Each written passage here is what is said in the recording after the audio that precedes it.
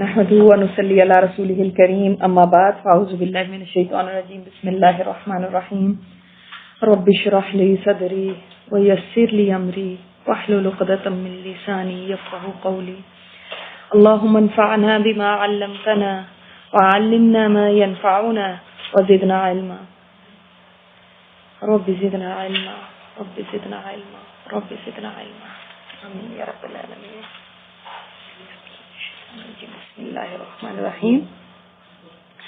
آج ہم انشاءاللہ تعالی پڑھیں گے نبی صلی اللہ علیہ وسلم کی ہجرت. اس سے پہلے ہم مکی دور دیکھ چکے ہیں اور اس مکی دور میں ہم نے جو لاسٹ جس پہ بات ختم کی تھی وہ یہ تھا کہ کفار دار الندوہ میں اکٹھے ہوئے تھے اور انہوں نے سوچا کہ کیا تدبیر کی جائے آپ صلی اللہ علیہ وسلم کے خلاف. کیا ان کو نکالا جائے یا ان کو قتل کیا جائے, جلا وطن کیا جائے, کیا کیا جائے. تو سورۃ الانفال آیت نمبر 30 میں ہم یہ پڑھ چکے ہیں ایگزیکٹ یہی چیز کہ وہ لوگوں نے جو میٹنگ کی تھی اور اس کے بعد ان دا اینڈ ابو جہل نے جو تجویز دی تھی اس کے اوپر انہوں نے سوچا کہ ہم عمل کرتے ہیں. اور وہ کیا تجویز تھی کہ ایک بندہ قتل نہ کرے بلکہ ڈفرینٹ قبائل سے ایک ایک نوجوان ہو جو کہ ایک ہی دفعہ میں وار کریں آپ صلی اللہ علیہ وسلم کے اوپر, تاکہ بعد میں بنو ہاشم جو ہیں وہ اس چیز کا بدلہ نہ لے سکیں. اور ظاہر ہے قتل کا بدلہ وہاں پہ بھی اس زمانے میں بھی قتل ہوا کرتا تھا, اور اگر ایک بندہ قتل کرتا یا ایک قبیلے کے کوئی ایک فرد قتل کرتا تو کیا ہونا تھا کہ اس قبیلے کے ساتھ دشمنی ہو جاتی. تو اس نے یہ تدبیر سوچی کہ یہ پھر کس کس کے ساتھ بدلہ لیں گے. تو ان دا اینڈ ظاہری بات ہے معاملہ دیت کے اوپر ختم ہوگا, اور جب دیت ان کو پے کرنی پڑے گی تو ہم دیت پے کر دیں گے. لوگوں کو دیت ہی دینی پڑے گی زیادہ سے زیادہ. تو لیکن ہمارا یہ کام ایک طرح سے یعنی وہ سانپ بھی مر جائے اور لاٹھی بھی نہ ٹوٹے وہ والا بات ہے کہ ہمیں کچھ کرنا بھی نہیں پڑے گا اور یہ بھی ہمارا جو مسئلہ ہے وہ حل ہو جائے. اب وہ ہم نے ساری بات پڑھی تھی. اچھا, اس کے اندر ایک بات اور سمجھنے کی ہے کہ آپ نے دیکھا کہ ساری جتنی کنورسیشن ہو رہی تھی اس میں کہیں ابو لہب کا ذکر نہیں ہے. کیا وجہ ہے, آپ کیا سوچتے ہیں کیوں نہیں ابو لہب کا ذکر؟ یہ جو کنورسیشن ہوئی ہے قریش دار الندوہ میں, یہ چیپٹر آپ نے دیکھا تھا نا, اس میں ڈفرینٹ لوگوں نے یعنی اپنی اپنی رائے دی ہیں اور آپ دیکھیں مختلف لوگوں کے نام ہیں. ابو لہب اتنا بڑا نام تھا, چیف تھا وہاں کا, تو اس کا نام کیوں نہیں ہے اس میں؟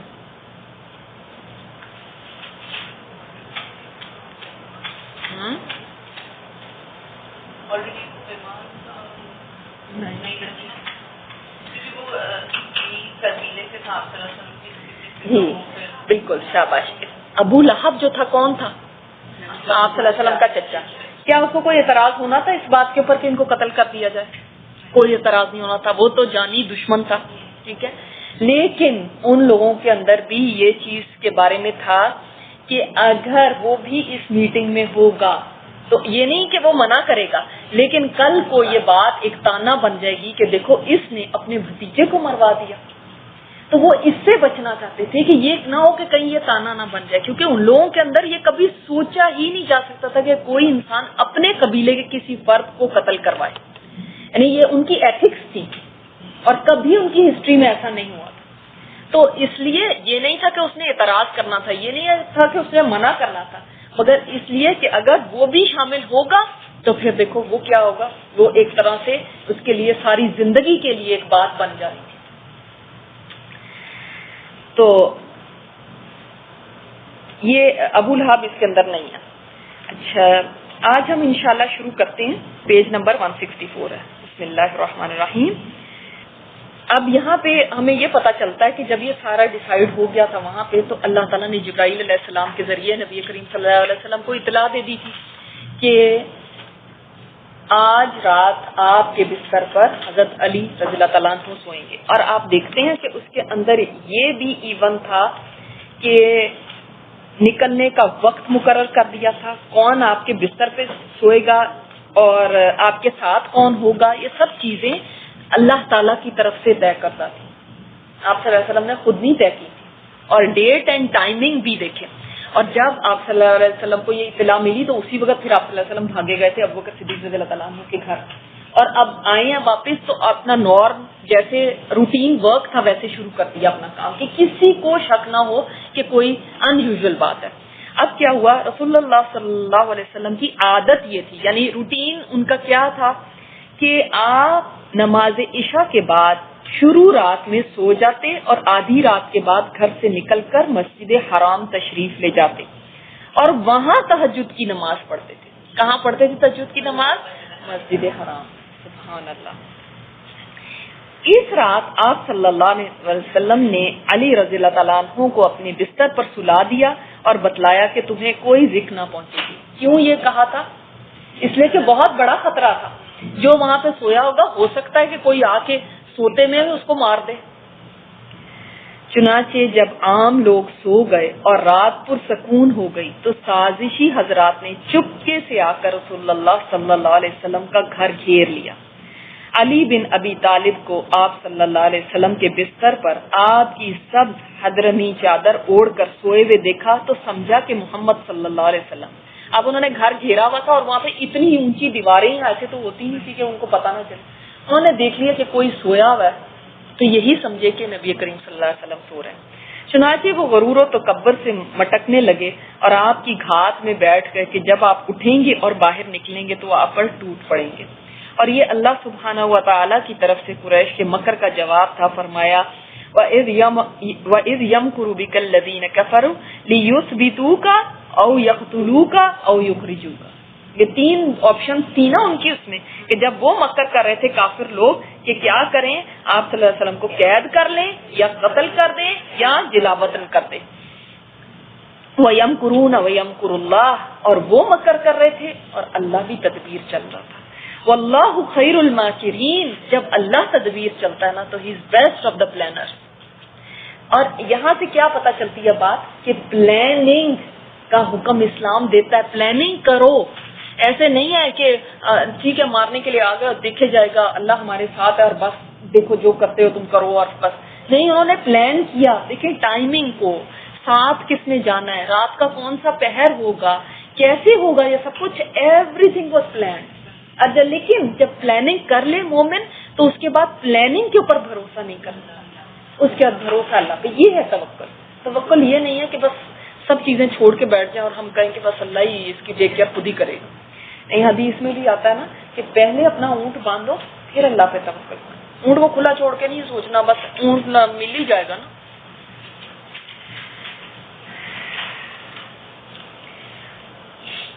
رسول اللہ صلی اللہ علیہ وسلم اپنا گھر چھوڑتے ہیں۔ اب دیکھیں انہوں نے گھر کو گھیرا ہوا ہے اور آپ صلی اللہ علیہ وسلم اندر ہیں۔ اللہ چاہتا تو ان کو پہلے نکال لیتا نا، لیکن انہوں نے گھر گھیر لیا ہے، حضرت علی کو بستر پہ سلا چکے ہیں اور اندر ہی موجود ہے۔ تو اب کیا ہوتا ہے، ادھر رسول اللہ صلی اللہ علیہ وسلم این اس حالت میں جبکہ یہ لوگ آپ کا گھر گھیرے ہوئے تھے باہر تشریف لائے اور یہ آیت تلاوت فرماتے ہوئے ان کے سروں پر مٹی ڈالی۔ چنانچہ اللہ نے ان کی نگاہیں پکڑ لی اور وہ آپ کا مطلق احساس نہ کر سکے۔ ایسی نظر بندی ہو گئی کہ وہ بالکل یہ دیکھ ہی نہیں سکے کہ آپ صلی اللہ علیہ وسلم یہاں سے گزر رہے ہیں۔ اور یہ بھی آتا ہے بعض روایات میں کہ آپ صلی اللہ علیہ وسلم نے ایک مٹھی میں مٹی لی اور ان کی طرف پھینکی اور وہ جیسے سب کی آنکھوں میں یا چہروں پہ وہ مٹی پڑ گئی تھی اور ان کو کچھ دکھائی نہیں دے رہا۔ اللہ تعالیٰ کا ایک معجزہ تھا نا۔ اور دیکھیں یہی آیت جب انسان کسی نقصان کا خدشہ ہو، کوئی ایسا دشمن ہو تو اس کے لیے یہ آیت پڑھی جا سکتی ہے۔ اس کے بعد آپ صلی اللہ علیہ وسلم ابو بکر صدیق رضی اللہ تعالیٰ عنہ کے گھر تشریف لے گئے۔ اب ڈائریکٹ سیدھے کہاں گئے؟ ابو بکر صدیق کے گھر، اور ان کے مکان کی ایک کھڑکی سے نکل کر دونوں حضرات نے یمن کا رخ کیا۔ کدھر کا رخ کیا؟ اچھا اگر آپ تھوڑا سا میپ، اگر آپ کو تھوڑا سا اندازہ ہو، مکہ مثلا یہاں پہ، اور اس کے مدینہ کس طرف ہے؟ نارتھ کی سائڈ پہ، اور یمن کس طرف ہے؟ ساؤتھ میں، بالکل اپوزٹ ڈائریکشن میں جا رہے ہیں۔ ٹھیک ہے، تو اچھا، اور دوسری بات یہ، اب وہ اس سے کیا پتہ چلتا کہ مکان کی کھڑکی سے نکل کے دونوں حضرات نے یمن کا رخ کیا؟ دروازے سے نہیں گئے کہ تو وہ آپ کیا بتائیں وہ اونٹیوں کا کیا ہوا؟ اس کا مطلب ابھی اونٹیوں کو ساتھ نہیں لیا، ابھی پیدل ہی جا رہے ہیں۔ ٹھیک ہے، ورنہ کیا اونٹنیوں کو کہاں گئی تھے. اور فجر کی پو پھٹنے سے پہلے تقریباً 5 میل فاصلے پر واقع سور نامی پہاڑ کے ایک غار میں جا پہنچے. یعنی ابھی فجر نہیں ہوئی تھی، اندھیرا تھا، تو اس اندھیرے میں ہی غار سور تک جا پہنچے تھے. اور وہاں پہ کیا ہو رہا ہے؟ وہاں پہ کافر گھیرے میں ابھی تک گھر کو، اور وہ یہ سمجھ رہے ہیں کہ وہ یہیں سوئے ہیں. دیکھ لو، جب اللہ تعالیٰ کی پلاننگ ہوتی، اس لیے کہا گیا کہ اللہ کی پلاننگ کیسی ہے اور انسان کی پلاننگ کیسی ہے. ان کے سامنے لیٹے، ان کو یہ نہیں پتا کہ یہ نہیں ہے وہ، یہ علی رضی اللہ تعالیٰ.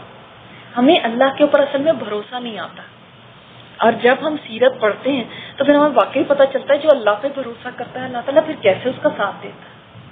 ہم اپنے اسباب پہ زیادہ ہمارا بھروسہ تھا کہ یہ نہیں ہوگا تو پھر کیا ہوگا، ایسے تو ہو نہیں سکتا. لیکن اللہ تعالیٰ دکھاتا ہے کہ دیکھو کیسے اللہ تعالیٰ کسی کی عقل کیسے معاف کر دیتا ہے. اچھا، پھر کیا ہوا؟ اب اندھیرا ہے بالکل. غار میں 3 راتیں. اب یہ غار اگر آپ لوگوں میں سے کسی نے دیکھا نا، یہ غار جو ہے آپ نے دیکھا کیسا ہے؟ یہ غار گئے آپ ان کے؟ ہاں، لیکن کیسا ہے؟ غار نہیں گئے. غار یہ اب تو خیر تھوڑی ظاہرہ غار بھی تھوڑے بڑے ہو جاتے ہیں. اس وقت ایسے تھا کہ جیسے ایک کریکس ہے زمین کے اندر، اور جیسے نیچے کو آپ کو کرال کر کے جانا ہے اس کے اندر. بہت تنگ غار، یعنی کھلا نہیں تھا، بہت تنگ غار تھا، اور نیچے کی طرف کو ایسے تھا. ٹھیک ہے. اب غار کے پاس پہنچ کر پہلے ابو بکر صدیق رضی اللہ تعالیٰ عنہ اندر داخل ہوئے. کیوں؟ تاکہ اس میں کوئی چیز ہو تو رسول اللہ صلی اللہ علیہ وسلم کی بجائے ان کو کاٹے یا ڈسے. اب دیکھیں اندھیرا ہے، کچھ بھی ہو سکتا ہے غار میں. تو انہوں نے یہ نہیں کہ ہم چلو دونوں اندر چلتے ہیں. خوف تو ہر ایک انسان کو اپنی جان کا ہوتا ہے، لیکن یہ وہ لوگ ہیں جنہوں نے یہ ثابت کیا کہ نبی کریم صلی اللہ علیہ وسلم ہمیں اپنی جانوں سے بھی زیادہ پیاری ہیں. یہ ان کے منہ کی باتیں نہیں تھی صرف. جو یہ بات ہے نا کہ تم مومن نہیں ہو سکتے اس وقت جب تک کہ آپ صلی اللہ علیہ وسلم آپ کو اپنی جان، اپنے مال، اپنی اولاد، اپنے گھر والے، اپنے خاندان سب سے زیادہ پیارے نہ ہو جائیں. انہوں نے ثابت کر کے دکھایا. تو اندر داخل ہوئے، اور یہ بھی ایک تدبیر ہو گئی نا، تدبیر کی نا، ورنہ وہ کہہ دیتے کہ نہیں آپ صلی اللہ علیہ وسلم اللہ کے حوالے ہیں، چلو چلو اندر. نہیں،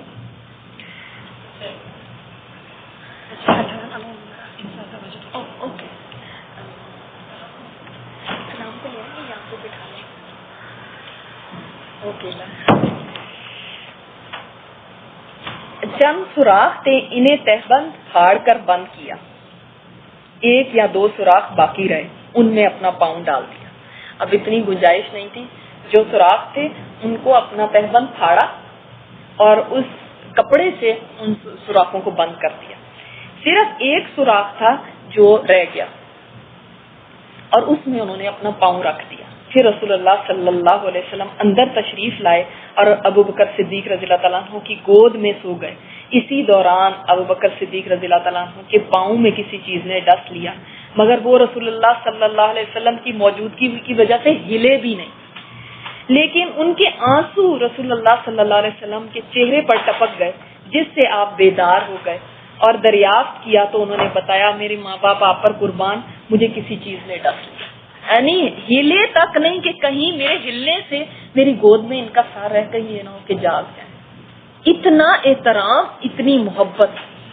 آپ پورے سفر میں آپ دیکھیں گے اللہ تعالیٰ نے ایسے ہی نہیں ابو بکر صدیق رضی اللہ تعالیٰ عنہ کو صاحب السفر بنایا. آپ صلی اللہ علیہ وسلم ایسے نہیں بنایا. حالانکہ دیکھیے اس وقت حضرت عمر بھی تو ایمان لا چکے تھے. اللہ تعالیٰ چاہتے تو ان کو ان کا صاحب السفر بنا دیتے. وہ تو کتنے زیادہ بہادر بھی تھے.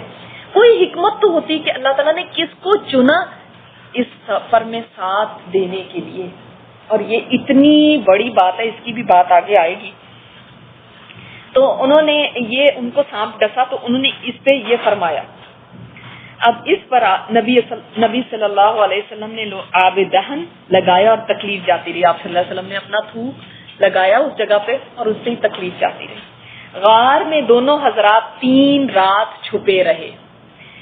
اس دوران اس کو ہائی لائٹ کر لیں، 3 رات چھپے رہے. اس دوران ابو بکر رضی اللہ تعالیٰ عنہ کے صاحبزادے عبداللہ بھی یہیں رات گزارتے تھے.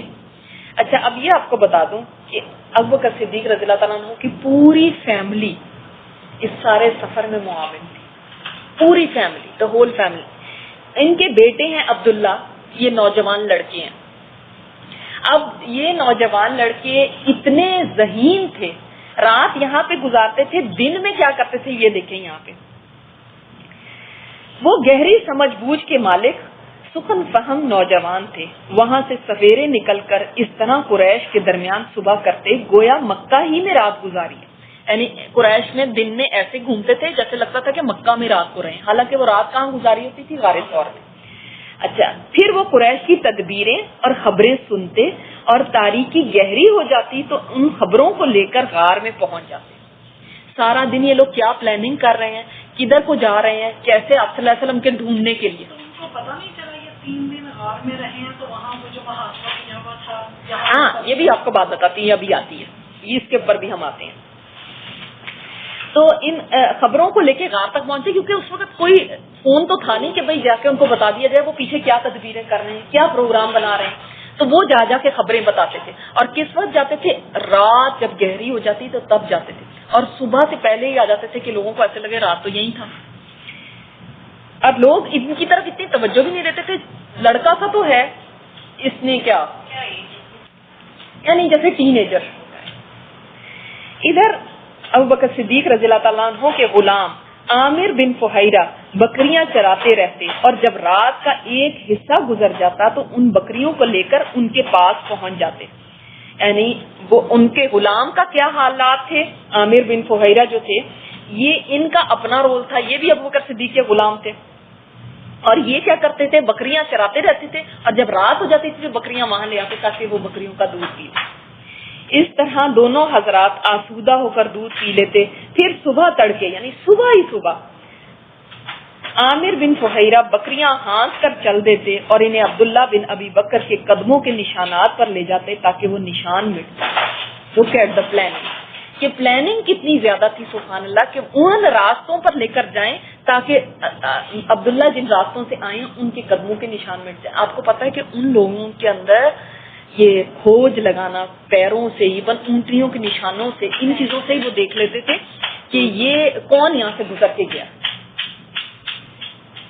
پری پلان ہوتا چلا گیا، ایسا نہیں تھا کہ مطلب وہ وقت ہوا یا پری پلان کی سب چیزیں جو کر رہے. کون سی؟ یہ جو ہاں یہ پری پلان تھا. انہوں نے پلاننگ کی تھی کہ کس طرح کون آئے گا. عبداللہ آئیں گے، رات کو آ کے خبریں دیں گے. عامر بن فہیرہ ایسے کریں گے کہ بکریاں چراتے ہوئے لے کر آئیں اور یہاں پہ دودھ پئیں اور واپسی پہ جائیں تاکہ وہ قدموں کے نشان مٹ جائیں.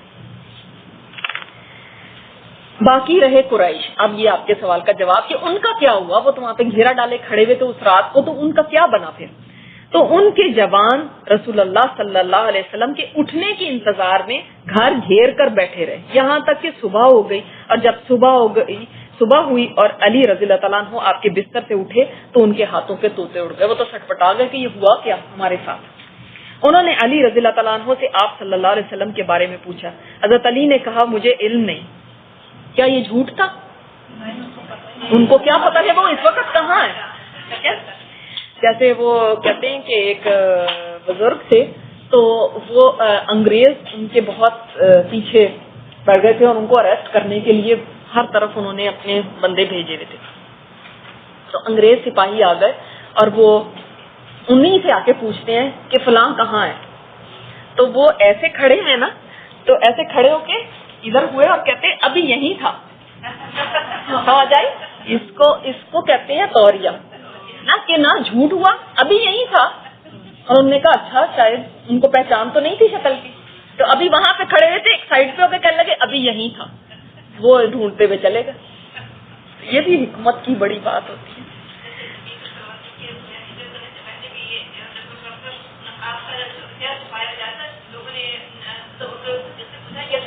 جی یہ ابھی آئے گا واقعہ انشاءاللہ.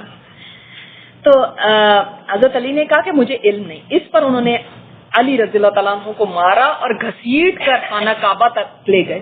کچھ دیر قید بھی رکھا لیکن بے فائدہ. اس کے بعد وہ ابوبکر صدیق رضی اللہ تعالیٰ عنہ کے گھر آئے اور ان کی صاحبزادی اسماء رضی اللہ تعالیٰ عنہ سے ان کے بارے میں پوچھا. حضرت اسماء نے کہا مجھے نہیں معلوم. اس پر خبیث ابو جہل نے ایسا چانٹا مارا کہ ان کے کان کی بالی گر گئی. پھر انہوں نے ہر جانب تلاش شروع کر دی اور اعلان کیا کہ جو کوئی ان دونوں کو زندہ یا مردہ حاضر کرے اسے ہر ایک کے بدلے 100 اونٹ دیے جائیں گے. یعنی دو ہیں تو دونوں کے بدلے ایچ 100 اونٹ دیے جائیں گے, زندہ یا مردہ پکڑ کے لاؤ. جیسے اشتہاری آج بھی قرار دے دیتے ہیں نا, اور بڑے بڑے وہ لگا دیتے ہیں اور ہر جگہ نشر کر دیتے ہیں, تو انہوں نے بات پھیلا دی جو ان کو زندہ مردہ پکڑ کے لے کر آئے اس کے لیے 100 اونٹ ہے. اور 100 اونٹ کوئی کم بات نہیں تھی. 100 گاڑیاں سمجھ لیں. آج ایک گاڑی کتنے کی ہوگی؟ 25,000 30,000 کی. اگر ایک گاڑی ہے تو 100 گاڑیاں سوچے کتنے کی ہوں گی. اسی سے آپ اندازہ لگا لیں. اس وقت اونٹ ایک بہت ایکسپینسو کموڈیٹی تھی. یہاں پہ کر لیں گے, یہاں پہ کھول دیں دروازہ اور یہاں بیٹھ جائے گا کہ مجھے ڈسٹربنس. تو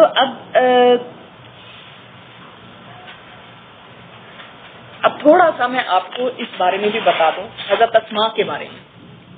حضرت اسماء جو تھی, جب آپ صلی اللہ علیہ وسلم اور حضرت ابوبکر صدیق رضی اللہ تعالیٰ عنہ ہجرت کرنے لگے تو اس وقت حضرت اسماء چونکہ یہ اتنی, حضرت عائشہ رضی اللہ تعالیٰ عنہ تو 6-7 سال کی بچی ہوں گی, 8-9 سال کی, یا اتنی مطلب کم عمر تھی بالکل.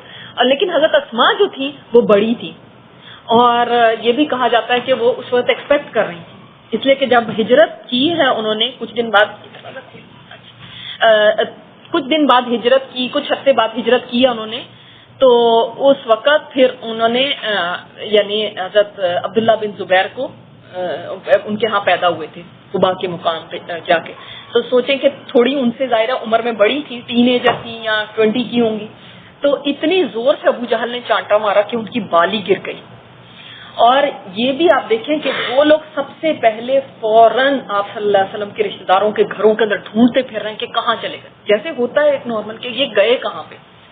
اور ڈھونڈتے ڈھونڈتے ابوبکر صدیق رضی اللہ تعالیٰ عنہ کے گھر آئے اور یہاں پہ ان سے پوچھا, کیونکہ یہ بڑی تھی اس لیے ان سے سوال کیا.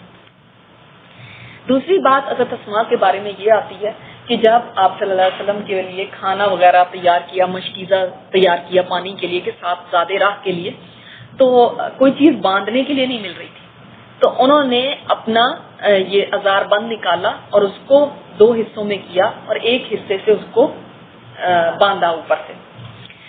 تو اس وجہ سے ان کو ذات النطاقین بھی کہا جا رہا ہے, ان کا لقب ہے, کہا جاتا ہے. اور نطاقین, نون تو الف قاف یا نون, 2 پٹکوں والی. اور آپ صلی اللہ علیہ وسلم نے ان کے لیے برکت کی بھی دعا کی تھی, اور آپ صلی اللہ علیہ وسلم نے فرمایا تھا کہ اللہ تعالیٰ تمہیں جنت کے نطاق عطا فرمائے. اور ان کے یہ جو بیٹے عبداللہ بن زبیر پیدا ہوئے تھے, آپ ذرا ضرور نیکسٹ ٹائم کے لیے ہوم ورک ہی آپ کو دیتی ہوں کہ آپ لوگ عبداللہ بن زبیر کے بارے میں مجھے آ کے بتائیں گے کہ وہ کون تھے, ان کے جو بیٹے تھے کیا ان کا کارنامہ, کیسے تھے وہ. کیونکہ جی حجاج بن یوسف نے ان کو شہید کیا تھا اور ان کو لٹکا دیا تھا چوک میں, اور ہاں ان کی لاش کو لٹکا دیا تھا, اور یہ وہاں سے گزری تھی اور اتنی ضعیف ہو چکی تھی, کوئی 100 سال کی ہو چکی ہوں گی, اور اپنے بیٹے اور پوتے ان کے شہید ہو چکے تھے, اور یہی ایک بیٹا رہ گیا تھا. تو اس وقت انہوں نے فرمایا تھا کہ یہ سواری ابھی تک اتری نہیں ہے, اتنی انہوں نے یعنی بڑھاپے میں اتنا بڑا صدمہ جھیلا تھا عبداللہ بن زبیر کا. اور یہی وہ پہلے بچے تھے جو پیدا ہوئے تھے مہاجرین میں, اس سے پہلے کوئی بچہ نہیں پیدا ہوا تھا, تو بہت ہی مہاجرین نے خوشی منائی تھی ان کی پیدائش پہ. اور دوسرے عامر بن فہیرہ, عامر بن فہیرہ کے بارے میں بھی آپ کو بتاتی ہوں کہ یہ حضرت عائشہ رضی اللہ تعالی عنہا کی ایک بھائی تھے عبداللہ بن طفیل, ان کے اصل میں غلام تھے عامر بن فہیرہ. اور ان کے بارے میں آتا ہے انہوں نے بدر میں بھی حصہ لیا, احد میں بھی حصہ لیا, بہت شروع میں مسلمان ہو گئے تھے. تقریباً 34 ایئرز کی عمر میں شہادت پالی تھی. بئر معونہ آپ نے سنا ہوگا یہ نام, کہ جس میں کچھ لوگ آپ صلی اللہ علیہ وسلم کے پاس آئے تھے, انہوں نے کہا تھا کہ ہم مسلمان ہو گئے, آپ ہمارے ساتھ کچھ قراء اور حفاظ وغیرہ بھیجیں کہ ہمیں آ کے قرآن سکھائیں. تو آپ صلی اللہ علیہ وسلم نے ٹاپ کے 70 حفاظ کو ان کے ساتھ بھیجا تھا, اور انہوں نے راستے میں دھوکہ دیا تھا، وہ مسلمان نہیں ہوئے تھے اور دھوکہ دیا تھا انہوں نے اور ان کو شہید کیا تھا، ان میں ایک عامر بن فہیرہ بھی تھے. اور ان کے بارے میں آتا ہے سبحان اللہ کہ لوگوں نے دیکھا اس وقت کہ ان کی جو باڈی تھی وہ آسمان کی طرف کو چڑھی ہے اور آسمان میں معلق ہو گئی، یعنی آسمان اور زمین کے درمیان معلق ہو گئی ایسے اسٹیشنری، اور اس کے بعد زمین کے اوپر آئی. ارے فرشتوں نے ان کو اٹھایا ہوگا یا کیا. اور جس نے ان کو برچھا مارا تھا جب ان کی شہادت ہونے لگی تھی تو اس وقت انہوں نے کہا تھا واللہ میں کامیاب ہو گیا، اللہ کی قسم میں کامیاب ہو گیا. وہ اتنا متاثر ہوا کہ یہ کہہ رہا واللہ میں کامیاب ہو گیا، اور وہ اسلام لے آیا تھا. تو ان کی ایک جو ڈفرینٹ بات آپ نے یاد رکھنی نا عامر بن فہیرہ کی، وہ یہ کہ اس طرح یہ آسمان اور زمین کے درمیان معلق رہے اور اس کے بعد ان کی لاش نیچے زمین پہ رکھی گئی تھی.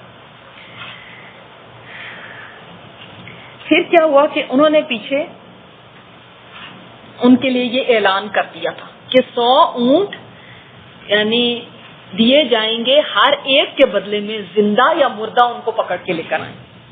تلاش کرنے والے غار کے داہنے تک جا پہنچے، اس قدر قریب کہ اگر کوئی شخص سر نیچا کرتا اور اپنا پاؤں دیکھتا تو انہیں بھی دیکھ لیتا. اس صورتحال سے رسول اللہ صلی اللہ علیہ وسلم کے بارے میں ابو بکر رضی اللہ تعالیٰ عنہ کو سخت غم ہوا اور آپ نے فرمایا ابو بکر ایسے 2 آدمیوں کے بارے میں تمہارا کیا خیال ہے جن کا تیسرا اللہ ہے؟ غم نہ کرو، یقیناً اللہ ہمارے ساتھ ہے. یہ کس وقت کی بات ہے کہ جب کافر ڈھونڈتے ڈھونڈتے یہاں تک پہنچ گئے. کیسے پہنچے تھے؟ ایکچولی میں نے آپ کو بتایا کہ اس زمانے میں یہ کھوجی ہوتے تھے جو نشانات سے پتہ لگا لیتے تھے. تو ان کا ایک ماہر کھوجی تھا، وہ ان کو لے کر یہاں تک پہنچ گیا اور اس نے کہا کہ خدا کی قسم یہاں تک ہی پیر آتے ہیں، اس کے آگے نہیں جاتے. اور واقعی اس کی بات سچی تھی، اس نے کہا آگے نہیں ہے کوئی بھی نشانات. اور وہ لوگ ایسے غار کے اوپر کھڑے تھے کہ حضرت ابوبکر صدیق نے فرمایا کہ اگر یہ اپنے پیروں کی طرف بھی دیکھیں، میں نے بتایا نا کہ کریک تھا اندر کو، وہ اس میں بیٹھے ہیں اور یہ اتنا بڑا تو تھا نہیں، اپنے پیروں کی طرف بھی دیکھیں گے تو ہمیں دیکھ لیں گے. اس وقت حضرت ابوبکر صدیق جو ہیں وہ یعنی ان کی آنکھوں میں آنسو آ گئے اور انہوں نے فرمایا کہ یا رسول اللہ میں آپ کے لیے بس خوف کھاتا ہوں کہ آپ کو نہ کوئی تکلیف پہنچے. تو آپ صلی اللہ علیہ وسلم نے اس وقت فرمایا تھا نا، سورہ توبہ میں بھی اللہ تعالیٰ نے آیت نمبر 40 میں انشاءاللہ تعالیٰ ہم پڑھیں گے کہ اسی بات کو وہاں پہ بیان فرمایا اذ اخرجہ الذین کفروا ثانی اثنین اذ ہما فی الغار اذ یقول لصاحبہ لا تحزن ان اللہ معنا. جب کافروں نے اس کو مکہ سے باہر نکال دیا تو وہ جو 2 محمد صلی اللہ علیہ وسلم اور ابوبکر غار میں تھے، ان 2 میں سے دوسرا اپنے ساتھی سے کہہ رہا تھا غم نہ کرو اللہ ہمارے ساتھ ہے. یہ کون کہہ رہے تھے؟ آپ صلی اللہ علیہ وسلم کو. اتنا اللہ تعالیٰ کے اوپر بھروسہ تھا کہ آپ غم نہ کریں چاہے وہ ہمارے سر پہ کھڑے. تو یہ ہمیں پتہ چلتا ہے کہ اتنی قریب کافر آ گئے تھے. اور یہ بھی بیان کیا جاتا ہے کہ ان میں سے ایک نے یہ بھی کہا کہ کیوں نہ ہم غار میں دیکھ لیں، ہم یہاں پہ آئے ہیں. تو اس وقت کسی دوسرے نے کہا کہ کیا بات کرتے ہو، اس غار کے اوپر تو یہ جالا مکڑی کا لگا ہوا ہے اور یہ تو لگتا ہے اتنا پرانا غار ہے، تو آپ صلی اللہ علیہ وسلم کی پیدائش سے بھی پہلے کا لگتا ہے کہ یہاں پہ کوئی آیا نہیں ہوا، اتنی پرانی تم اندر جا کے کیا کرو. اور ابو جہل نے یہ بھی کہا تھا کہ مجھے یقین ہے کہ وہ یہاں پہ کہیں قریب ہی ہے، لیکن اللہ تعالیٰ نے کیسا اندھا کر دیا. اور مکڑی نے جو جالا بنایا تھا اس کے بارے میں بھی روایت میں آتا ہے کہ یہ ضعیف روایت ہے کیونکہ ایک لنک مسنگ ہے اس میں. اور ہم بہت مشہور ہم سنتے ہیں کہ کبوتر نے انڈے دے دیے تھے، اس میں زیادہ ہی ذوف ہے، وہ زیادہ ہی ویک نریشن ہے. مکڑی کے جالے والی تو پھر بھی مسند احمد میں ہے لیکن اس میں ایک لنک مسنگ ہے. اب اللہ عالم، ہو سکتا ہے کہ ایسا ہوا ہو، ہم نہیں کچھ کہہ سکتے، مگر اتنا بتا دوں کہ چونکہ ضعیف روایت ہے اس لیے ہم بہت زیادہ اس کو اس طرح کوٹ بھی نہیں کر سکتے. بکری کو نہیں مارنا چاہیے کسی ضعیف حدیث کی وجہ سے تو ہو سکتا ہے لوگ اس وجہ سے تو بنایا ہوا ہو، لیکن یہ روایت ہی ضعیف ہے.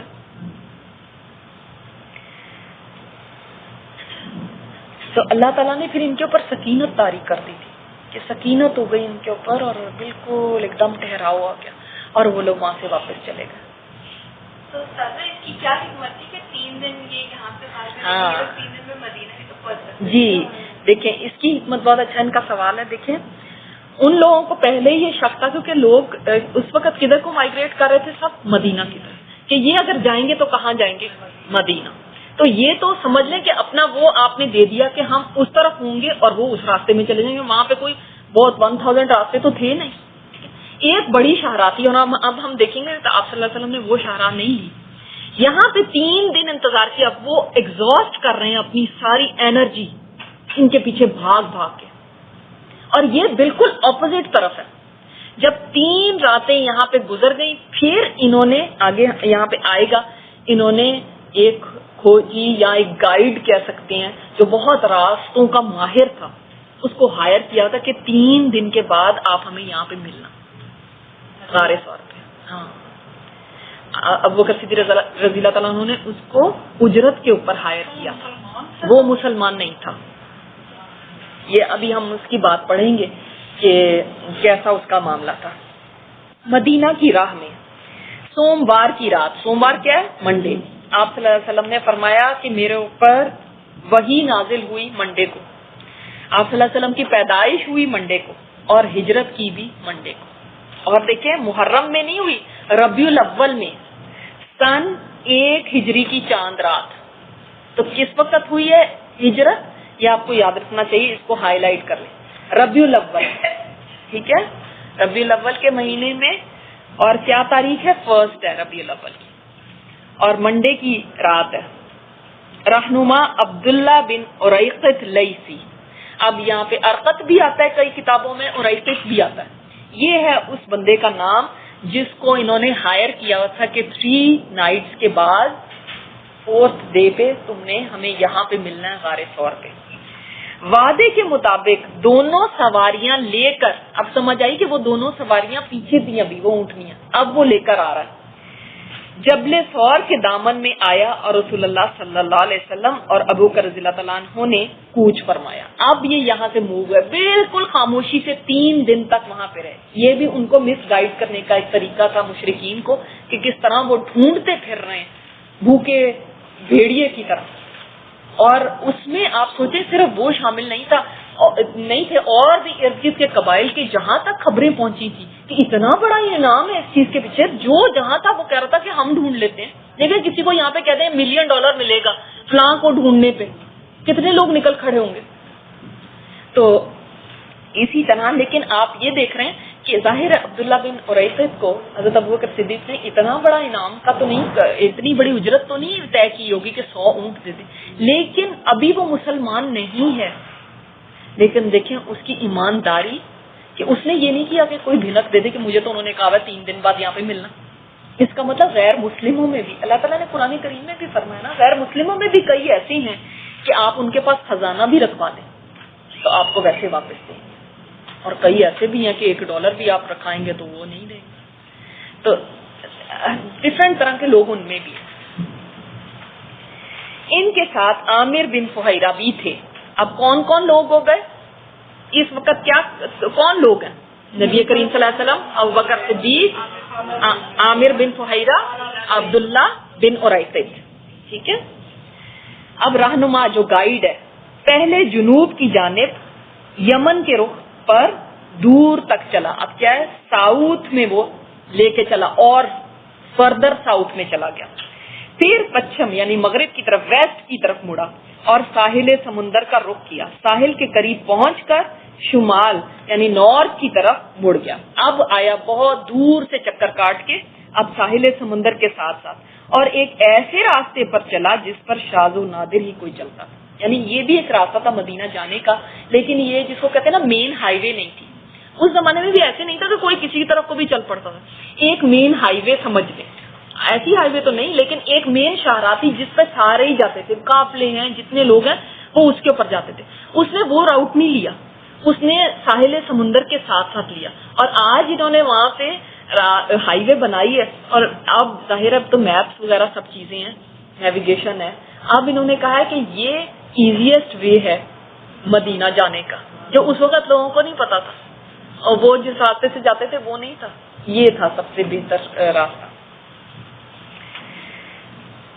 اس رات بھر اور پھر آدھے دن تک مسلسل سفر جاری رہا، یعنی پوری رات چلتے رہے. اور اس زمانے میں عرب لوگ جو تھے راتوں کو سفر کیا کرتے تھے، کیونکہ دن میں اتنی ہیٹ ہوتی تھی کہ وہ لوگ نہیں سفر کر سکتے تھے. جب راستہ خالی ہو گیا تو نبی صلی اللہ علیہ وسلم نے ایک چٹان کے سائے میں استراحت فرمائی، آرام فرمایا آپ صلی اللہ علیہ وسلم نے. اور ابوبکر صدیق نے گرد و پیش کا جائزہ لیا. کیا دیکھنے کے لیے؟ کوئی خطرہ تو نہیں ہے. اب دیکھیں، حالانکہ وہ بھی تو اتنے ہی تھکے ہوں گے، وہ بھی اتنا ہی سفر کر رہے ہیں. انہوں نے یہ نہیں کہا کہ میں بھی آرام کرنے لیٹ جاؤں. ان کو کیا فکر تھی کہ سیفلی ان کو وہاں تک پہنچایا جائے. ایسے لگتا ہے جیسے کوئی ماں ہے نا، جیسے ماں اپنے بچے کی نگہداشت کرتی، اس طرح حضرت ابوبکر صدیق آپ صلی اللہ علیہ وسلم کو ایسے محبت کے ساتھ لے کر گئے. اس دوران ایک چرواہا آیا. اب آپ کو یہ میں بتا دوں کہ یہ جو سارا ہم ہجرت کا سفر پڑھیں گے تو اس میں ڈفرینٹ انسیڈنٹس ہوئے ہیں. اب ایک انسیڈنٹ کیا ہے، آپ کو اگر نمبرنگ کر لیں آپ نمبر 1 نمبر 2 تو آپ کو پتا رہے گا، یاد رہے گا کہ کتنے انسیڈنٹس ہوئے جو تاریخ میں آتے ہیں. اس دوران ایک چرواہا آیا، ابوبکر صدیق نے اس سے دودھ دھوایا اور جب نبی صلی اللہ علیہ وسلم بیدار ہوئے تو آپ صلی اللہ علیہ وسلم کو اتنا دودھ پلایا کہ جی خوش ہو گیا. پھر وہاں سے آگے چل پڑے. اب آپ اس سارے ہجرت کے سفر میں آپ دیکھیں گے کہ اس چیز کا بہت ذکر آتا ہے کہ دودھ پلایا. پہلے بھی وہاں پہ کیا تھا، سارے سور کے پاس ہی بکریاں لاتے تھے اور دودھ پیا. اب بھی یہاں پہ کیا ہے، ایک چرواہا تھا، بکریاں لے کر جا رہا تھا اور دودھ پیا. کیوں؟ اس لیے کہ دودھ آپ صلی اللہ علیہ وسلم نے فرمایا کہ کھانے اور پینے دونوں کی جگہ کفایت کرتا ہے. اس جس کو کہیں گے کمپلیٹ ڈائٹ، اتنی اس میں نیوٹریشن ہے. اور جو دعا آپ صلی اللہ علیہ وسلم نے دودھ کے لیے مانگی کہ اللہ اس میں اور اضافہ فرما، زیادتی فرما، وہ کسی اور چیز کے اندر لیے نہیں فرمائی. تو یہ اتنی اچھی چیز ہے. اور دوسرا ہمیں یہ ایک اور روایت میں آتا ہے کہ چرواہے سے پوچھا انہوں نے حضرت ابوبکر صدیق نے کہ تم کس کے غلام ہو؟ اس نے کہا کہ میں شہر میں کوئی ہے اس کا غلام ہوں. اور یہ بھی ایک روایت میں آتا ہے کہ چرواہے کے پاس بکریاں نہیں تھی. اس نے کہا میرے پاس بکریاں تو نہیں، میرے پاس ایک اونٹ ہے، اور اونٹ جو ہے وہ بھی بالکل یعنی اتنا نحیف ہے کہ اس کے اندر کوئی دودھ نہیں ہے. تو اس وقت آپ صلی اللہ علیہ وسلم نے اس اونٹ کے اوپر ہاتھ پھیرا اور دعا کی تھی، اور وہ اونٹ کے تھن دودھ سے بھر گئے. اور آپ صلی اللہ علیہ وسلم نے اس سے دودھ دھویا اور ابوبکر صدیق کو بھی پلایا، خود بھی پیا. اور یہ بھی آتا ہے کہ وہ چرواہا جو تھا وہ اس نے کہا کہ آپ کون ہیں؟ وہ اس قدر اس سے متاثر ہوا، یہ کیسے ہو سکتا ہے؟ اس نے کہا آپ کون ہیں؟ تو ابوبکر صدیق رضی اللہ تعالیٰ عنہ نے فرمایا کہ اگر تم وعدہ کرتے ہو کہ کسی کو نہیں بیان کرو گے تو تمہیں بتاتے. تو اس نے وعدہ کیا تو فرمایا یہ اللہ کے رسول نے. اس نے کہا میں حق کی گواہی دیتا ہوں، میں شہادت دیتا ہوں. اور اس نے اسی وقت کلمہ پڑھ لیا. یہ روایت بھی آتی ہے. یہ روایت مستدرک حاکم میں ہے اور طبرانی میں ہے. تو یہ بھی ایک روایت آتی ہے. اور یہ بھی ہے کہ یہ جیسے دودھ دھویا، بکریاں تھی اس کے پاس، ایک کے پاس، اور حضرت ابوبکر صدیق رضی اللہ تعالیٰ عنہ نے اس سے کہا کہ ان بکریوں کے تھنوں کے اوپر سے کوئی مٹی ہے یا بال ہے یا کوڑا ہے، پہلے اس کو صاف کرو. اس نے صاف کیا تو اجرت کے اوپر اسے لیا، پیمنٹ کر کے لیا کہ بکریوں کا دودھ دھویا. اور اس کے لیے ایک انہوں نے چھوٹا سا برتن رکھا ہوا تھا، جیسے پیالہ سا رکھا ہوتا، جس سے آپ صلی اللہ علیہ وسلم پیتے بھی تھے اور وضو بھی اس سے کرتے تھے. تو وہ لینے کے لیے گئے تو نبی کریم صلی اللہ علیہ وسلم ابھی سو رہے تھے. انہوں نے یہ مناسب نہیں سمجھا کہ ان کو جگائیں اور ان پیالے کا پوچھیں. اتنی دیر میں آپ صلی اللہ علیہ وسلم اٹھ گئے اور پھر وہ پیالہ دیا، اور وہ پیالہ انہوں نے دودھ اس سے لیا اور پھر آپ صلی اللہ علیہ وسلم نے پیا. تو حضرت ابوبکر صدیق کا جی خوش ہو گیا. یہ جو یہاں پہ آیا نا، آپ صلی اللہ علیہ وسلم کو اتنا دودھ پلایا کہ جی خوش ہو گیا. کہ کیسے سبحان اللہ ان کا دل بھی کس چیز سے خوش ہوتا ہے کہ آپ صلی اللہ علیہ وسلم. اچھا، پھر سیکنڈ انسیڈنٹ آپ نمبر 2 اس پہ لکھ لیں. اچھا، ایک اور بات اس کے اندر یہاں پہ نہیں ہے موجود، مگر وہ ایک روایت میں آتی ہے کہ آپ صلی اللہ علیہ وسلم جب مکہ سے نکلے تھے تو نبی کریم صلی اللہ علیہ وسلم نے مکہ کی طرف مڑ کے دیکھا تھا اور فرمایا تھا کہ اے مکہ، تو سب سے مقدس زمین ہے اس پوری دنیا میں، تو سب سے مقدس زمین ہے. اگر تیرے رہنے والے مجھے یہاں سے نہ نکالتے تو میں کبھی یہاں سے کہ آپ صلی اللہ علیہ وسلم کا بچپن وہاں گزرا، پیدا وہاں پہ ہوئے، بچپن وہاں گزرا، پھر ساری جو جتنی یعنی اپنی میموریز انسان کی ہوتی ہیں ساری میموریز وہاں کی ہیں، پھر شادی وہاں ہوئی، پھر بچے وہاں ہوئے، پھر نبوت ادھر ملی، پھر کس طرح تبلیغ کا کام یہاں پہ کیا، پھر کس طرح کافروں نے ستایا، اور کیسی کیسی جو بھی ساری جتنی بھی یہ ٹارچر کی داستانیں تھی وہ ساری یہیں پہ تو رقم ہوئی، اور اب اس مکہ کو چھوڑ کے جا رہے ہیں۔ یہ ایسی سرزمین تھی کہ آپ صلی اللہ علیہ وسلم فرمایا کہ میں کبھی نہ چھوڑتا۔ دوسری یہاں پہ ایک اور بات جو ہمیں پتہ چلتی ہے ایک روایت سے، کہ ایک دفعہ حضرت عائشہ رضی اللہ تعالیٰ عنہ آپ صلی اللہ علیہ وسلم کے ساتھ آسمان کو دیکھ رہی تھی، تو آسمان پہ جب اتنے ستارے نظر آئے تو پوچھا آپ صلی اللہ علیہ وسلم سے کہ کیا کسی کی نیکیاں ان ستاروں کے برابر بھی ہیں؟ میں جب یہ ہمیشہ روایت پڑھتی ہوں تو میں سوچتی ہوں کہ ان کی کنورسیشن بھی کیسی ہوتی تھی، سبحان اللہ، کہ یعنی دماغ میں ستارے دیکھ کے کیا آیا، کسی کو شاعری آتی ہے، کسی کو کوئی یاد آتا ہے تو کسی کو کوئی یاد آتا ہے، ان کو کیا یاد ہے کہ نیکیاں کسی کی اتنی بھی ہیں جتنے یہ تارے ہیں۔ آپ صلی اللہ علیہ وسلم نے فرمایا ہاں عمر کی نیکیاں ان تاروں کے برابر ہیں، تو پھر ان کو فوراً خیال ہے کہ میرے باپ کی نیکیاں، ابو بکر صدیق کی نیکیاں، فرمایا ابو بکر صدیق کی ایک رات کی نیکی جو اس نے میرے ساتھ غار میں گزاری عمر کی ساری زندگی کی نیکیوں سے زیادہ بھاری۔ اسی لیے حضرت عمر فرمایا کرتے تھے کہ یا رسول اللہ، ابو بکر صدیق اپنی وہ ایک رات مجھے دے دے اور مجھ سے میری ساری زندگی کی نیکیاں لے، ایک رات کو مجھے دے دے، اتنی قیمتی وہ ایک رات تھی۔ تو اللہ تعالیٰ چنتا ہے نیکی کے، کس کو نیکی کا موقع دینا ہے وہ بھی اللہ کی توفیق سے ہوتا ہے، اور اللہ اس کے لیے پک کرتا ہے کسی کو۔ اللہ تعالیٰ نے ان کو پک کیا تھا اس سفر میں ساتھ جانے کے لیے، سبحان اللہ، اللہ اکبر۔ اور ایسے ہی نہیں کیا، دیکھ لیں ان کا حلم، ان کی جو سبحان اللہ خلوص، ان کی جو خیر خواہی، بے شک اور صحابہ بھی تھے، لیکن جیسے دیکھیں ابو بکر صدیق اور جیسے ان کا پورا خاندان اس میں لگا ہوا ہے۔ یہاں یہ بھی ایک اس کے اندر واقعہ آتا ہے کہ حضرت اسما جو تھی، ان کے دادا، آپ کو پتا ہے ابو قحافہ، میں نے آپ کو پہلے بھی بتایا تھا، وہ کب مسلمان ہوئے تھے؟ فتح مکہ کے بعد۔ ابو بکر صدیق کے جو باپ تھے نا وہ اس وقت مسلمان ہوئے تھے، تو وہ جب یہ چلے گئے ہجرت کر کے تو انہوں نے کہا وہ تو تمہارے لیے کچھ چھوڑ کے نہیں دیا، دیکھو تم لوگوں کو ایک مشکل کے اندر ڈال گیا، تو اتنی سمجھدار تھی کہ لے کر گئی اپنے دادا کو، اور جہاں پہ باپ خزانہ رکھتے تھے اپنا، کیونکہ حضرت ابو بکر صدیق بہت مالدار تھے، انہوں نے جب اسلام قبول کیا تھا بہت زیادہ ان کے پاس مال تھا، لیکن سارا مال یہ غلاموں کو آزاد کرانے اور اس میں لگ گیا۔ اب جس وقت ہجرت کا موقع تھا تو ان کے پاس کوئی 5-6 ہزار درہم رہ گئے تھے، اور وہ بھی سارے کے سارے ساتھ لے گئے، کچھ بھی نہیں چھوڑا کہ پتہ نہیں کیا کس وقت کام آ جائے۔ اور انہوں نے کہا دیکھو تم لوگوں کے لیے کچھ چھوڑ کے نہیں گیا، اور واقعی نہیں کچھ چھوڑ کے گئے تھے، ان کو تو اللہ کے بھروسے کے اوپر، یہ تو کہیں سے کچھ کھا ہی لیں گے۔ وہ گئیں اور جہاں پہ ان کے باپ خزانہ اپنے مال رکھتے تھے وہاں پہ لے جا کے کچھ پتھر رکھ دیا اور ان کے اوپر کپڑا رکھ دیا۔ ابو قحافہ جو تھے وہ نابینا تھے، بلائنڈ، ان کو وہاں پہ لے کے گئے، کہنے لگے نہیں وہ تو بہت کچھ چھوڑ کے گئے ہیں، یہ دیکھیں، اور ان کا ہاتھ اس کے اوپر لگوایا، اور وہ کہتے ہیں اچھا اگر اتنا چھوڑ کے گئے ہیں پھر تو ٹھیک ہے۔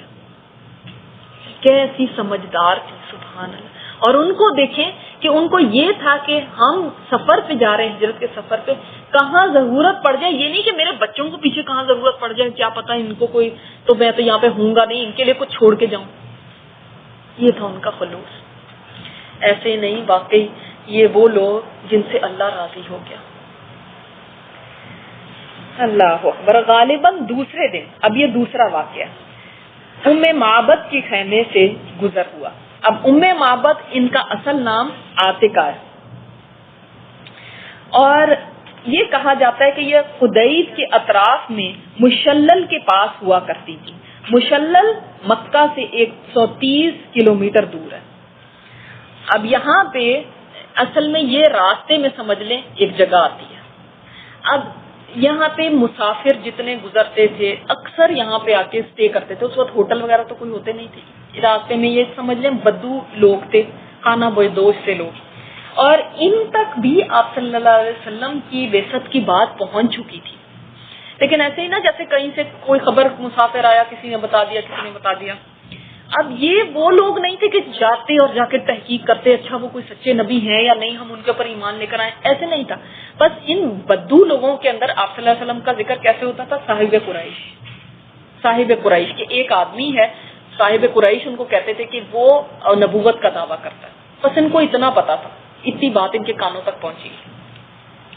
یہ لوگ بہت غریب تھے، ان کی فیملی بہت غریب تھی، اور ان کے پاس سوائے بکریاں وغیرہ چرانے کے اور کوئی ان کا ذریعہ آمدنی اس طرح نہیں تھا. لیکن سبحان اللہ اتنی یہ مہمان نواز تھی کہ جو مسافر آتا تھا یہاں پہ آ کے آرام بھی کرتا تھا، جو ان کے پاس میسر ہوتا تھا، کھجور ہے یا گوشت ہے یا دودھ ہے یا کچھ بھی جو ان کے پاس ہوتا تھا اس کے سامنے حاضر کر دیتی تھی. تو ان کا ذکر، ان کا چرچا لوگوں میں تھا کہ ام معبد ایک ہیں جو اتنی مہمان نواز ہے. ان کا قصہ بہت، کوئی آپ کو یاد آتا ہے میموری میں کوئی ان کا نام پڑا؟ حلیہ بیان کرنے میں شاباش. اچھا، آپ صلی اللہ علیہ وسلم نے پوچھا کہ اس کے پاس کچھ ہے، اس نے میزبانی سے معذرت کی اور بتایا کہ بکریاں دور دراز گئی ہیں، اب ان کے پاس کچھ بھی نہیں تھا گھر میں. کچھ تو لے کر آؤ، کچھ بھی نہیں ہے گھر میں، کہ کچھ بھی ہوتا تو یہ لے کر آتی. ادھر خیمے کے ایک گوشے میں ایک بکری تھی جسے کمزوری نے ریوڑ سے پیچھے چھوڑ رکھا تھا اور اس میں دودھ کا ایک قطرہ بھی نہیں تھا. یعنی اتنی کمزور تھی کہ وہ جو باقی ان کے شوہر جو ہے نا بکریاں چرانے لے گئے تھے، لیکن ایک بکری اس لیے چھوڑ گئے تھے کہ یہ تو کسی قابل ہی نہیں، چلنے کے قابل نہیں تھی، اتنی دبلی پتلی اور نہ اس میں دودھ کا قطرہ تھا. تو آپ صلی اللہ علیہ وسلم نے اجازت لی کہ کیا میں اس کا دودھ دھو سکتا ہوں؟ تو انہوں نے کہا، وہ تو ہنس پڑی کہ یہ کیا دودھ دے گی، یہ تو عرصہ دراز سے سوکھی ہے، یہ کہاں سے اس کو دودھ آئے گا. تو یہ میں آپ کو دوسری کتاب سے بتاتی ہوں. آپ صلی اللہ علیہ وسلم نے پوچھا، اے ام معبد یہ بکری کیسی ہے؟ ام معبد نے کہا، یہ اپنی کمزوری کی وجہ سے اس قابل نہیں تھی کہ ریوڑ کے ساتھ چلی جاتی، لہٰذا یہاں پہ کونے میں کھڑی ہے. آپ صلی اللہ علیہ وسلم نے پوچھا، کیا یہ دودھ والی ہے؟ ام معبد نے کہا، یہ بیچاری اس قابل کہاں ہے. تب آپ صلی اللہ علیہ وسلم نے کہا، کیا تم اجازت دیتی ہو کہ میں اس کا دودھ دھو لوں؟ ام معبد نے کہا، میرے ماں باپ صدقے اگر آپ اس میں دودھ دیکھتے ہیں تو دھو لیجیے. وہ اتنی مہمان نواز تھی یعنی ان کا. اچھا، یہ بھی آپ کو بتا دوں کہ یہ ادھیڑ عمر خاتون تھی، ان کی عمر زیادہ ہو چکی تھی، اپنے صحن میں بیٹھی ہوئی تھی کہ وہاں سے آپ صلی اللہ علیہ وسلم اور یہ ان کے ساتھی آئے. اب رسول اللہ صلی اللہ علیہ وسلم نے بکری کے تھن پر ہاتھ پھیرا، اللہ کا نام لیا اور دعا کی تو بکری نے دودھ دینے کے لیے پاؤں پھیلا دیے. تھن دودھ سے بھر گئے. آپ صلی اللہ علیہ وسلم نے برتن منگوایا تو ام معبد اتنا بڑا برتن لے کر آئیں کہ وہ بھر جائے تو کئی لوگوں کے لیے کافی ہو. تب بھی آپ صلی اللہ علیہ وسلم نے اس میں دودھ دھوا تاکہ یہ برتن بھر گیا اور اس کے اوپر جھاگ ہی جھاگ تھی. اور پھر آپ صلی اللہ علیہ وسلم نے ام معبد کو دودھ پلایا. سب سے پہلے کس کو دیا؟ وہ خوب سیر ہو گئی تو آپ صلی اللہ علیہ وسلم نے اپنے ساتھیوں کو پلایا. ساتھی کون تھے؟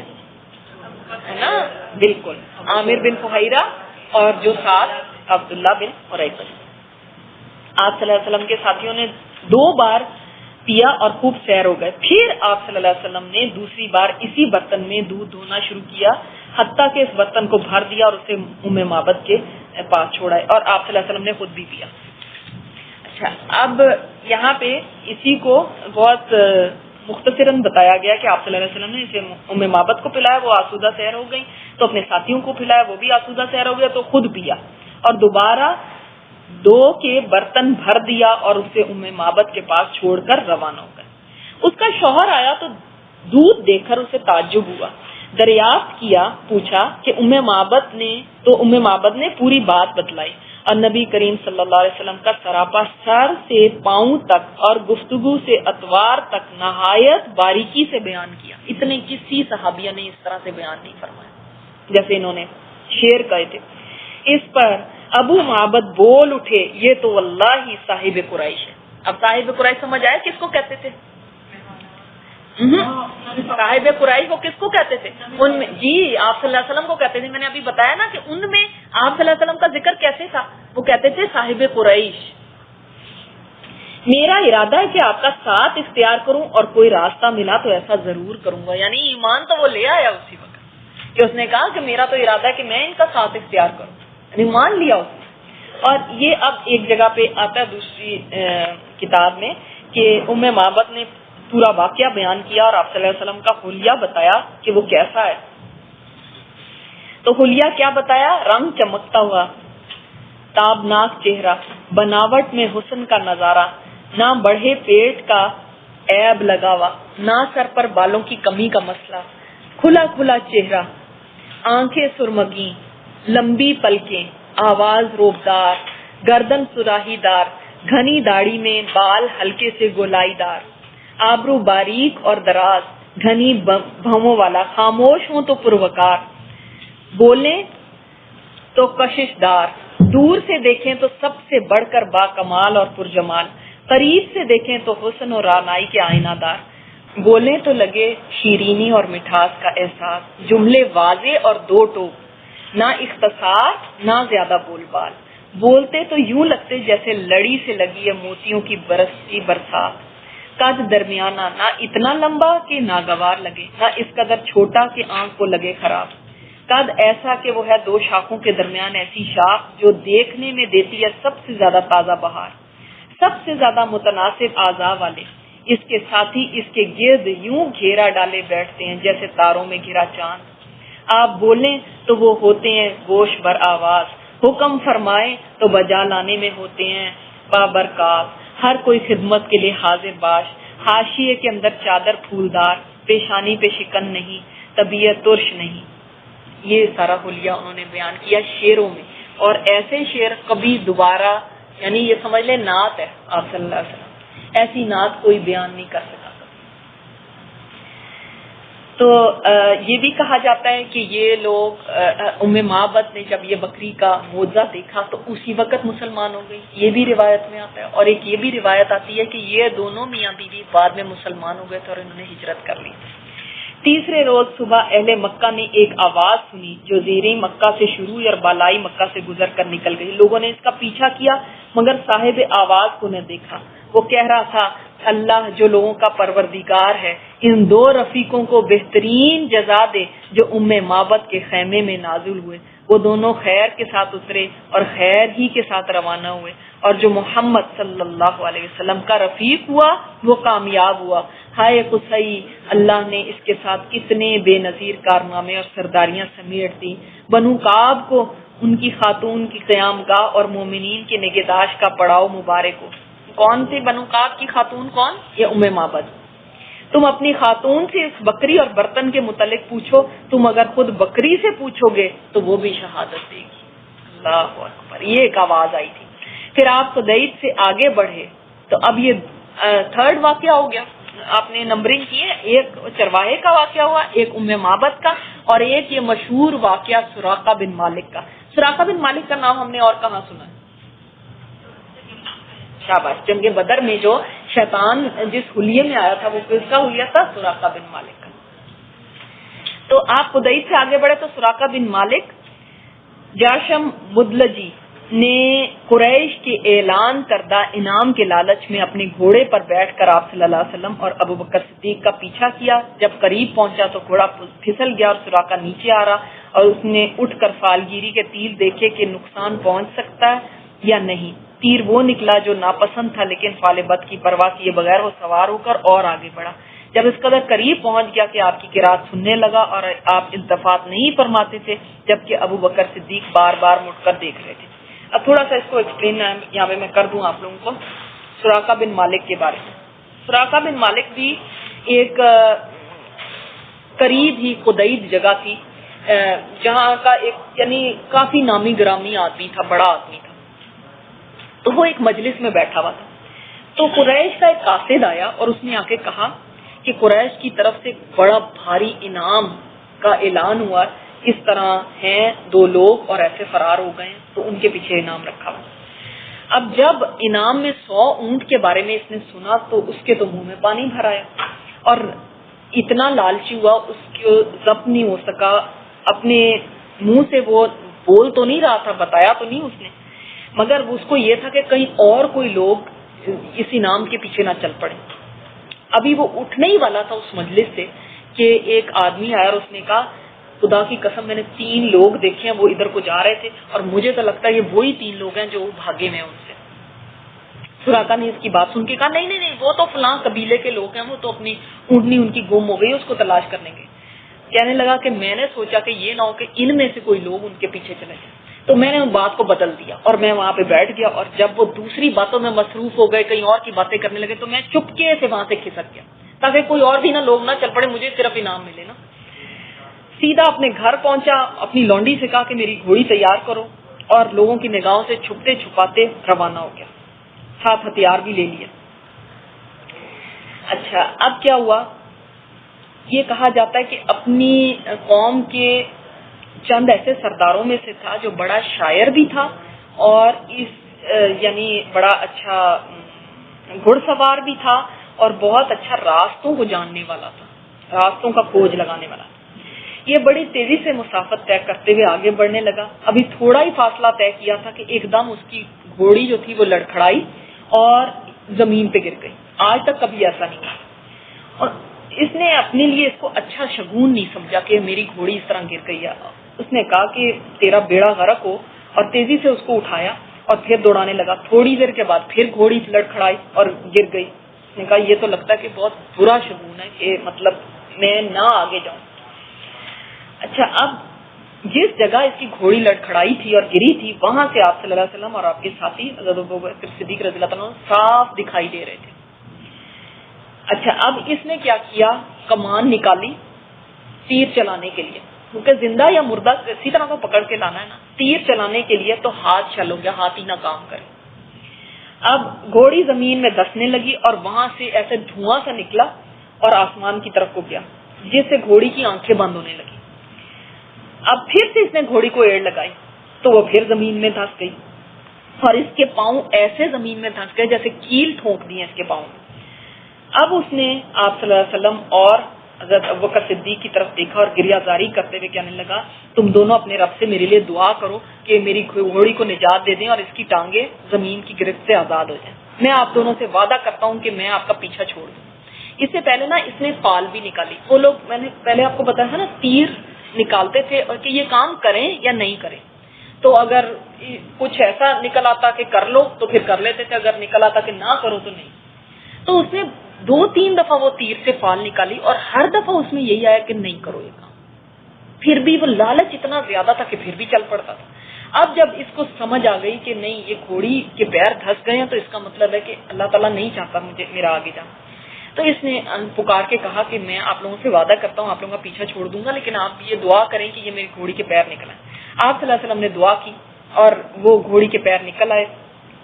آزادی ملنے پر تھوڑی دیر میں دل میں لالچ پیدا ہوا اور آپ صلی اللہ علیہ وسلم کے تعاقب میں دوبارہ گھوڑی کو لے کے چلا. اس دفعہ تو گھوڑی اتنی زور سے زمین میں دھسی, اس نے پھر فریاد کی کہ آپ میرا سامان لے لیں, میرا زادے راہ لے لیں, میرے ہتھیار لے لیں, لیکن میں اللہ کو گواہ بنا کے اب عہد کرتا ہوں کہ اب راستے میں آپ کے نہیں آؤں گا, اب آپ کا تعاقب نہیں کروں گا, میں اب واپس چلا جاؤں گا. تو آپ صلی اللہ علیہ وسلم نے فرمایا کہ نہیں, ہمیں تمہارے کوئی سامان کی ضرورت نہیں, ہاں یہ ہے کہ تم واپس لوگوں کو جا کے ہماری کوئی اطلاع نہ دینا. پھر آپ صلی اللہ علیہ وسلم نے اس کے لیے دعا کی تو اس کی گھوڑی پھر نکل آئی. پھر وہ واپس لوٹنے لگا تو اس نے دور سے آواز دی, عرض کیا کہ اجازت ہو تو میں آپ کے پاس آ کے کچھ بات کرنا چاہتا ہوں. خدا کی قسم میں ایسی کوئی حرکت نہیں کروں گا جو آپ کو ناپسند. پوچھا کیا بات ہے؟ وہ قریب آیا, اس نے کہا کہ یا محمد صلی اللہ علیہ وسلم, خدا کی قسم آپ کا دین غالب آ کے رہے گا. اس کو یقین ہو گیا تھا یہ سچے.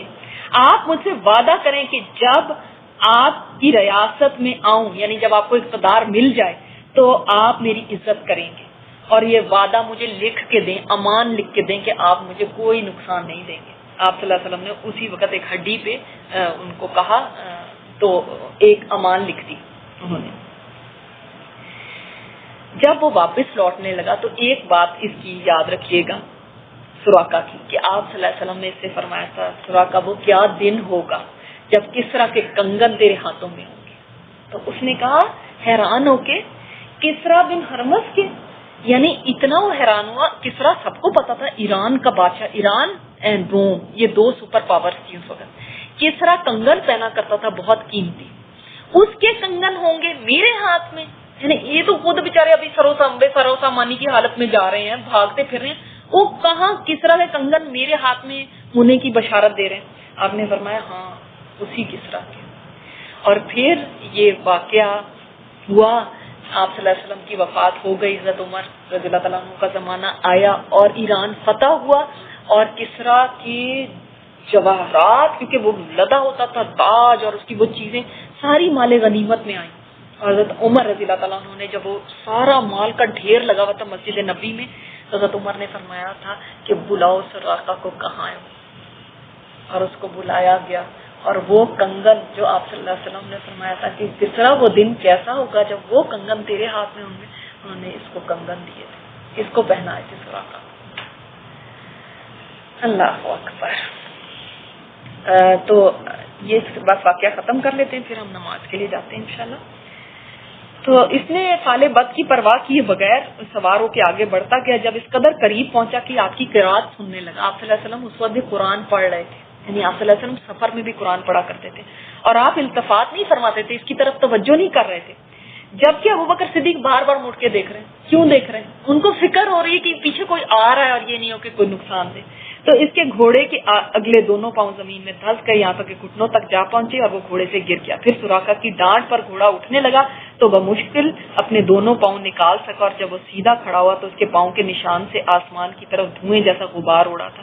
سراقہ نے پھر فالگیری کے تیر نکالے تو پھر وہی نکلا جو ناپسند تھا. اس سے اس پر زبردست روب طاری ہو گیا اور اسے یقین ہو گیا کہ نبی کریم صلی اللہ علیہ وسلم کا معاملہ غالب آ کے رہے گا. چنانچہ اب اس نے امان کی پکار لگائی. وہ لوگ ٹھہر گئے اور یہ ان کے پاس پہنچا اور بتلایا کہ قریش نے کیا طے کیا اور خود یہ کس ارادے سے چلا تھا. پھر زاد و متاع پیش کیا، لیکن آپ صلی اللہ علیہ وسلم نے کچھ نہیں لیا.